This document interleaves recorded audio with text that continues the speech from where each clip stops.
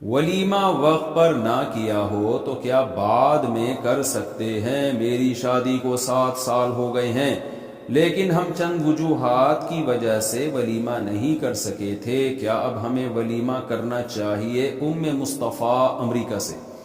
دیکھیں، ولیمہ ایک مسنون دعوت ہے جس کی بہت زیادہ تاکید ہے۔ تمام پیغمبروں نے جب بھی نکاح کیا ہے ولیمہ لازمی کیا ہے، ہمارے نبی صلی اللہ علیہ وسلم نے بھی تو، اور آپ نے ترغیب بھی دی ہے۔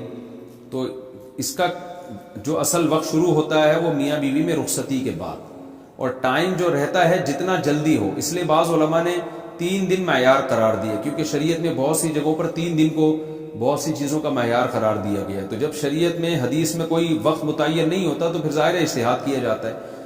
تو اب یہ تو نہیں نا کہ شادی ہوئی تھی جی 1956 میں اور اب وہ نانا نانی بن گئے اور پرنانا پرنانی بن گئے اور وہ جناب 1920 میں آ کے نکاح کر رہے ہیں، ولیمہ کر رہے ہیں۔ تو ظاہر ہر عبادت کا یا ہر سنت کا ایک ٹائم ہوتا ہے کہ موقع پر، تو موقع یہی ہوتا ہے 1 دن کر لیا، 2 دن کر لیا، 3 دن۔ اس لیے بہت سے علماء کی رائے یہ ہے کہ 3 دن کے بعد ولیمہ نہیں ہوتا، لیکن اگر ہم چلیں اس میں اور توسع سے کام لیتے ہیں تو 1 ہفتہ ہو گیا۔ اب یہ کہ آپ کی شادی کو ماشاء اللہ 7 سال ہو گئے ہیں تو ولیمہ آپ کر لیں، کوئی گورنمنٹ کی طرف سے پابندی نہیں ہے، نہ اللہ رسول کی طرف سے پابندی ہے، لیکن اب وہ ثواب نہیں ملے گا جو 3 دن کے اندر ولیمہ کرنے میں ثواب ملتا ہے۔ نفلی کام تو کرنے میں کوئی حرج نہیں ہے، لیکن اب وہ ثواب بہرحال نہیں ملے گا۔ اللہ دینا چاہے تو اللہ پر کوئی پابندی بھی نہیں لگا سکتا۔ کر لیں، اسی بہانے کچھ لوگ کھا پی لیں گے، آپ کو تھوڑا سا احساس ہو جائے گا کہ شاید ہماری ابھی نئی نئی شادی ہوئی ہے۔ والدین شادی میں تاخیر کریں تو اولاد کیا کرے؟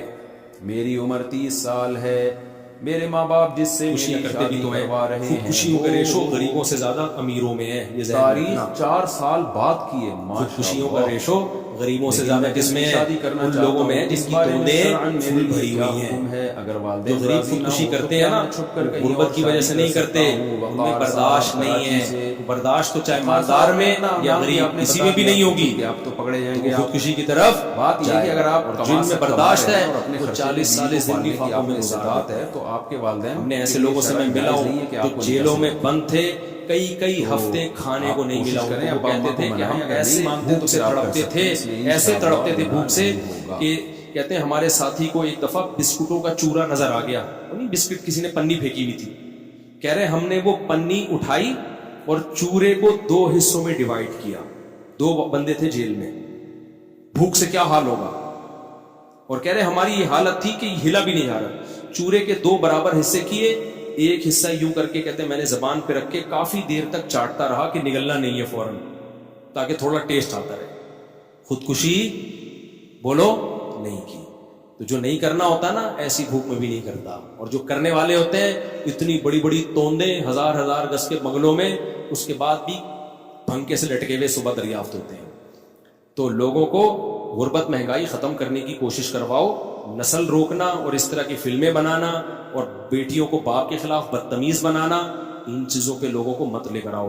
اور آئندہ کوئی ایسا کلپ دکھائے نا کہ شوہر نے بیوی کو تھپڑ مارا، بیوی نے بھی جواب میں تھپڑ مارا، اس پہ نیگیٹو کمنٹس کیا کرو، پازیٹیو کمنٹس نہ کیا کرو، کیونکہ آج یہ ڈرامے والے یہ دکھا رہے ہیں نا کہ شوہر نے بیوی کو تھپڑ مارا، بیوی نے بھی مارا، کل پتہ یہ کیا دکھائیں گے کہ باپ نے بیٹے کو تھپڑ مارا، جواب میں بیٹے نے بھی باپ کو تھپڑ مارا، اس پہ بھی لوگ کلیپنگ کر رہے ہوں گے، ویل ڈن۔ ابھی چونکہ اتنے ماڈرن ہم ہوئے نہیں ہیں، لیکن اس ماڈرنزم کی طرف ہمارا میڈیا ہمیں آہستہ آہستہ لے کے جا رہا ہے۔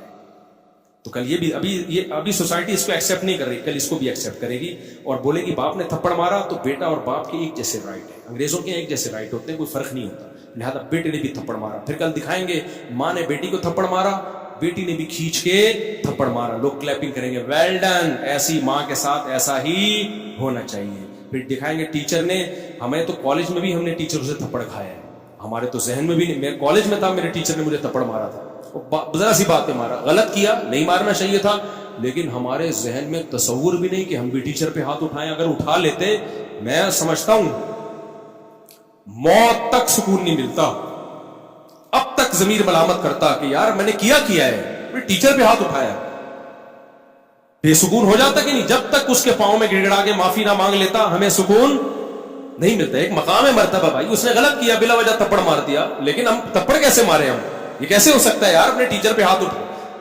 لیکن کل میڈیا دکھائے گا کہ ٹیچر نے اسٹوڈنٹ پہ تھپڑ مارا, اسٹوڈنٹ نے کھینچ کے ٹیچر کو, اور کمنٹس میں کیا ہوگی؟ کلیپنگ. ابھی صرف میاں بیوی کے رشتے کو توڑ رہے ہیں یہ لوگ, کل باپ بیٹے کے رشتے کو بھی توڑیں گے, ماں بیٹی کے رشتے کو بھی توڑیں گے, ساس بہو کے رشتے کی تو ایسی کی تیسی پہلے ہی کر چکے ہیں, کچھ مذہبی اسکالر بھی ان کی باتوں میں آ گئے ہیں.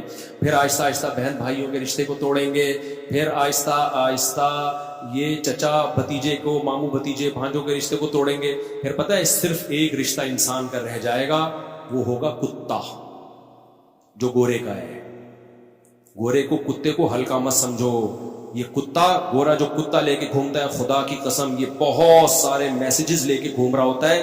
وہ بتا رہا ہوتا ہے کہ مسلمانوں ہوش کے ناخن لو, اگر تم نے بر وقت شادیاں نہیں کی, بچے پیدا نہیں کیے, بڑے چھوٹوں کا ادب نہیں کیا, اپنے خاندانی نظام کو نہیں بچایا, اپنی روایات کو نہیں بچایا, تو تمہیں جو محبت باپ سے ملنی چاہیے تھی وہ بھی کتے سے ملے گی, جو محبت ماں سے ملنی چاہیے تھی وہ بھی کتے سے, جو پوتے نواسوں سے ملنی چاہیے تھی اس کا آلٹرنیٹ بھی کتا, جو بہن بھائیوں سے ریلیشن ہونا چاہیے تھا وہ ریلیشن بھی تمہیں کہاں سے ملے گا؟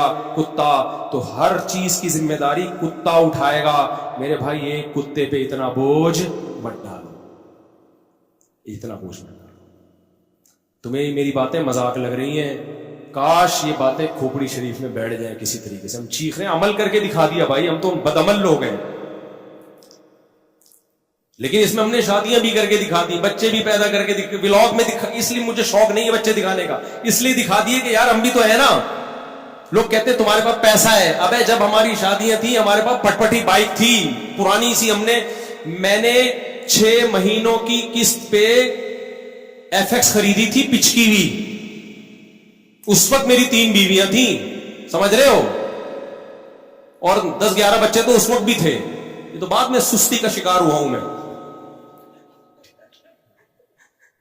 اس وقت بھی ہم اسی طرح خوش تھے الحمدللہ, اور ہمارے کوئی اعمال تھوڑی ہیں جس کی وجہ سے ہم خوش ہیں, کوئی اتنے نیک آدمی تھوڑی ہیں.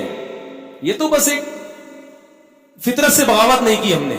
تبھی مجھے ڈر لگتا ہے کہ یہ استدراج نہ ہو, اللہ کی طرف سے ڈھیل نہ ہو. تو اتنا کچھ بتا دیا, 20 سال سے میں یہ چیخ رہا ہوں کہ نسل بچاؤ, بچے پیدا کرو, عورت کو گھر کا ہاؤس وائف بناؤ. اب یہ کتنی بڑی میڈیا میں بحث چل رہی ہے, اگر آپ ہاؤس وائف ہیں تو آپ یوں کریں. ابے وائف ہوتی ہاؤس ہے, ہاؤس میں, ہاؤس کے باہر جو ہے وہ وائف کہاں رہی؟ پھر نہیں آئی میرا خیال ہے بات. وائف کا مطلب ہی ہاؤس وائف ہی ہے بھائی. جو ہاؤس میں نہیں ہے تو پھر ہاؤس نہیں, وہ ہوٹل ہے. رات کو میاں بیوی کی ملاقات ہوتی ہے, وہ ہوٹلوں میں بھی ہو جاتی ہے. ٹھیک ہے نا, نہیں آئے گی سمجھ میں. خدا کی قسم بہت مشکل ہے سمجھانا. House wife